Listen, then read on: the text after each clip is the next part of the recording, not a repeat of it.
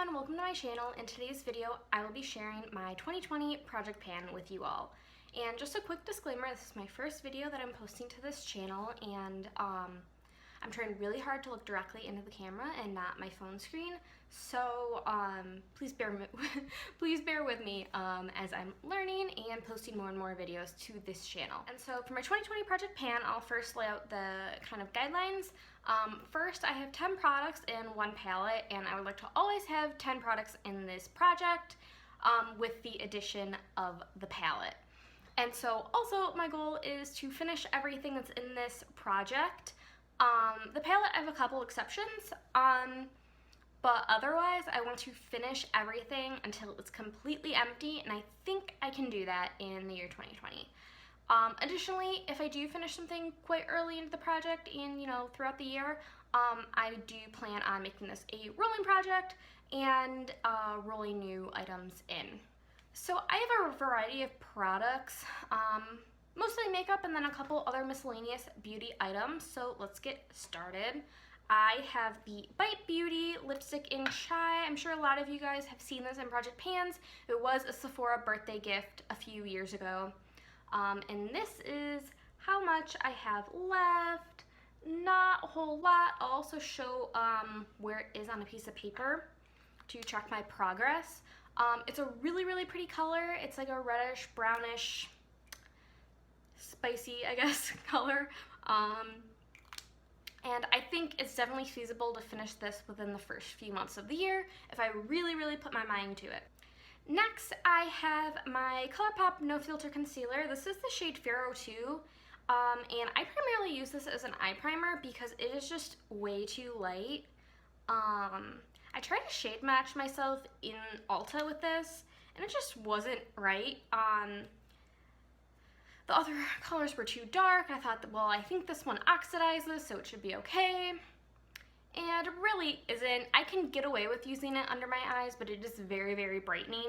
So I primarily use this as an eyeliner.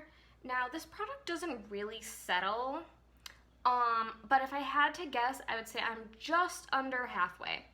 So this is a guesstimation. I hopefully can finish this throughout the year and maybe using it to kind of cream highlight a little bit and brighten parts of my face. Just get more use and use it up quicker. Next, I have a product that will be a little bit of a stretch because it's basically full, and it's a foundation, and it is the NYX Born to Glow Naturally Radiant Foundation, and I hate this foundation so much. I guess that's a stretch. I've only used it a handful of times, and every time I just don't like it, partially because it's just way too light on me. I have the shade Light Porcelain, so I'm not going to put any on my hand, but you can kind of see it's very, very fair. I'm a fair person, but it's just a little too much on me. It also breaks up really, really fast on me. I haven't found a way for it to like lay on my skin in a really nice way, and yeah, I just am not a big fan of this.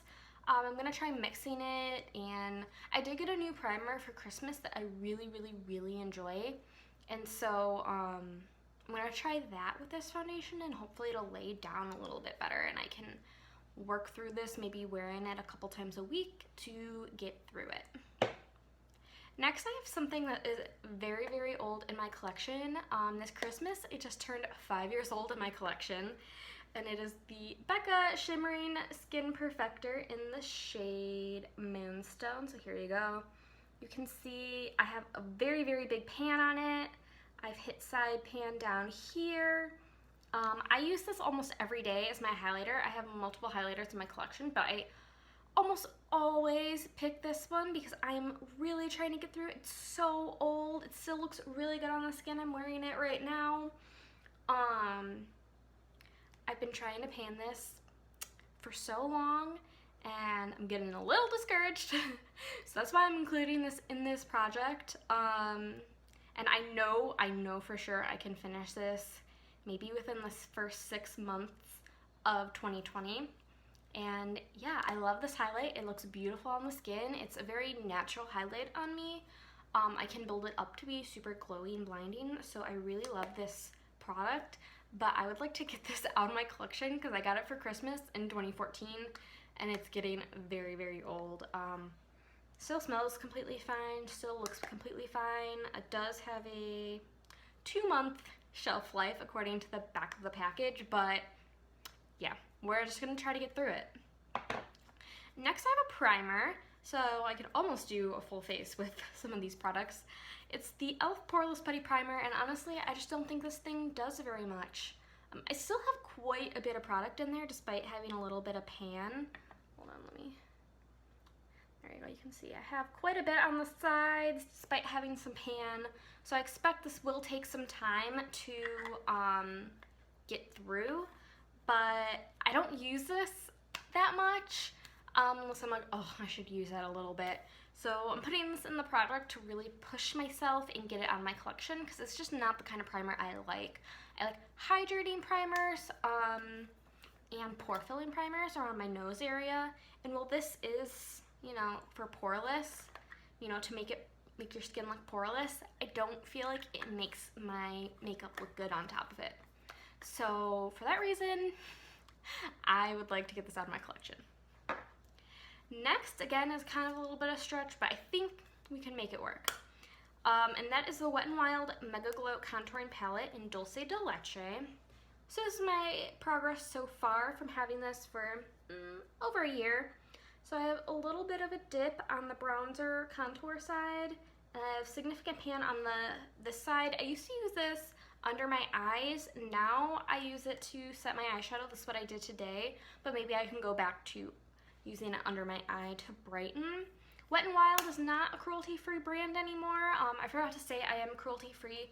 Some of these products are not because they were either gifted to me or they're older. I'm not someone who like will declutter or re-gift something. If I was given something from like a family member or a friend and they didn't check to see if a product's cruelty-free, I just use it. So some of these products are non-cruelty-free and I'm just trying to work my way through them.